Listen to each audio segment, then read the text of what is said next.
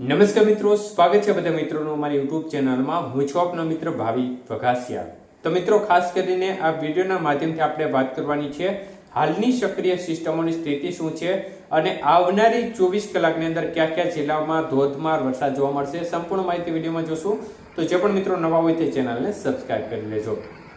તો મિત્રો, સિસ્ટમની સ્થિતિ જોવા જઈએ તો અરબી સમુદ્રમાં હજી પણ upper air cyclonic circulation system સક્રિય જોવા મળી રહી છે અને એક પ્રકારે આ સિસ્ટમ છે તે ભેજ સપ્લાય કરવાનું કામ કરી રહી છે.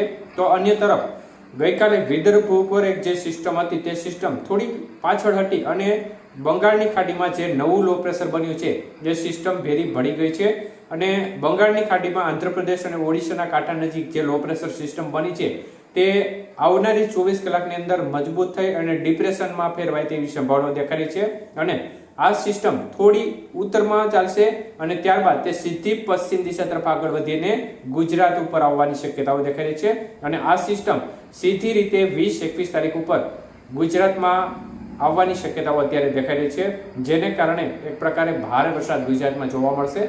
તો મુખ્યત્વે હવે ગઈકાલથી વરસાદનો જે મેઇન રાઉન્ડ છે તેની શરૂઆત ગઈકાલથી થઈ છે અને 23-24 તારીખ સુધી આ વરસાદનો મુખ્ય રાઉન્ડ ચાલશે.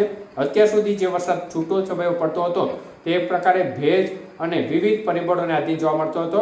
મુખ્ય વરસાદનો જે રાઉન્ડ છે તે 17 થી 23-24 તારીખ સુધીના સમયગાળા દરમિયાન જોવા મળશે અને બંગાળની ખાડીમાં 24 તારીખે બાંગ્લાદેશ નજીક વધુ એક લો પ્રેશર સિસ્ટમ બનશે, એટલે બેક ટુ બેક સિસ્ટમ બંગાળની ખાડીમાં બનશે અને ગુજરાતને સારો એવો વરસાદનો લાભ આપે તે પ્રકારની શક્યતાઓ યથાવત દેખાઈ રહી છે.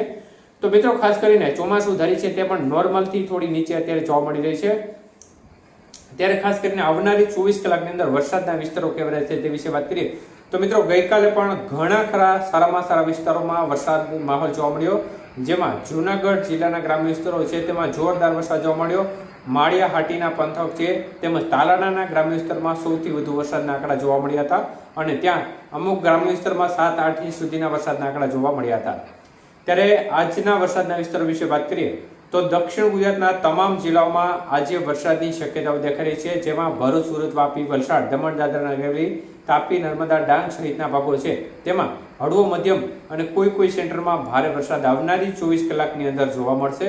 સૌરાષ્ટ્રની વાત કરીએ તો સૌરાષ્ટ્રના ભાગોમાં આજે ખાસ કરીને રાજકોટ જિલ્લો છે, અમરેલી, ગીર સોમનાથ, જૂનાગઢ જિલ્લો છે, જામનગર જિલ્લાના ભાગો છે તેમાં વરસાદની ગતિવિધિ સારી એવી રહે તે પ્રકારની શક્યતાઓ દેખાઈ રહી છે. જ્યારે મોરબી અને સુરેન્દ્રનગર જિલ્લાના ભાગોમાં પણ આજે વરસાદની ગતિવિધિમાં વધારો થવાની શક્યતાઓ દેખાઈ છે અને આ તમામ જિલ્લાઓમાં હળવો મધ્યમથી કોઈ સેન્ટરમાં ભારે વરસાદ જોવા મળી જાય. ભાવનગર, બોટાદ, પોરબંદર અને દ્વારકા જિલ્લામાં પણ છૂટો છવાયો સારો વરસાદ અનેક વિસ્તારમાં આજે જોવા મળી શકે છે. તો મધ્ય પૂર્વ ગુજરાતના ભાગોમાં પણ છૂટો છવાયો વરસાદી માહોલ આવનારી 24 કલાકની અંદર જોવા મળશે, જેમાં પૂર્વ ગુજરાતના ભાગોમાં વધુ શક્યતાઓ રહેશે. તો ગાંધીનગર, અમદાવાદ, ખેડા, નડિયાદ, વડોદરા, ગોધરા, દાહોદ, પંચમહાલ, છોટાઉદેપુર સહિતના ભાગો છે આ ભાગોમાં છૂટો છવાયો વરસાદી માહોલ જોવા મળશે. જ્યારે ઉત્તર ગુજરાતના ભાગોની વાત કરીએ તો તેમાં ખાસ કરીને બોર્ડર કાંઠાના વિસ્તારમાં આજે પણ સારી શક્યતાઓ દેખાઈ છે, જેમાં બનાસકાંઠા, સાબરકાંઠા, મહેસાણા, પાલનપુર, ડીસા આજુબાજુના ભાગોમાં પણ સારો વરસાદ અનેક વિસ્તારમાં જોવા મળી શકે છે.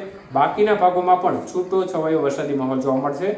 કચ્છના ભાગોની વાત કરીએ તો કચ્છના ભાગોમાં જે પ્રકારે થંડરસ્ટોર્મ થઈ રહ્યા છે પરંતુ વરસાદની ગતિવિધિ તે પ્રકારની જોવા મળી રહી નથી, મતલબ કે જે વિસ્તાર જોવા મળવા જોઈએ તે પ્રકારના વિસ્તાર ઓછા જોવા મળી રહ્યા છે. ત્યારે આજે ગાંધીધામ, અંજાર સાઈડના વિસ્તારો છે તેમાં વધુ શક્યતાઓ દેખાઈ છે. બાકીના ભાગોમાં પણ છૂટો છવાયો વરસાદી માહોલ યથાવત રહી શકે છે. તો આ પ્રકારની વરસાદની સ્થિતિ દેખાઈ રહી છે અને હજી પણ કહું છું કે બધા વિસ્તારનો વારો 23-24 તારીખ સુધીમાં આવી જશે, એટલે કોઈ પણ ખેડૂત મિત્રો ચિંતા ના કરતા અને જે આગાહી હોય છે એ સમયગાળા દરમિયાન વરસાદની રાહ જોઈ, કારણ કે એક જ દિવસમાં બધાનો વારો આવી જતો નથી, કારણ કે સિસ્ટમ હવે જે આગળ વધશે તેમ વરસાદના વિસ્તારો ક્રમશઃ વધવા તરફ જ છે અને ગઈકાલે 166 તાલુકામાં વરસાદ નોંધાયો છે અને દરરોજ હવે વિસ્તાર છે તે વધતા રહેશે. મુખ્યત્વે 23-24 તારીખ સુધીમાં લગભગ મોટા ભાગના વિસ્તારમાં સારામાં સારો વરસાદ પડી જશે.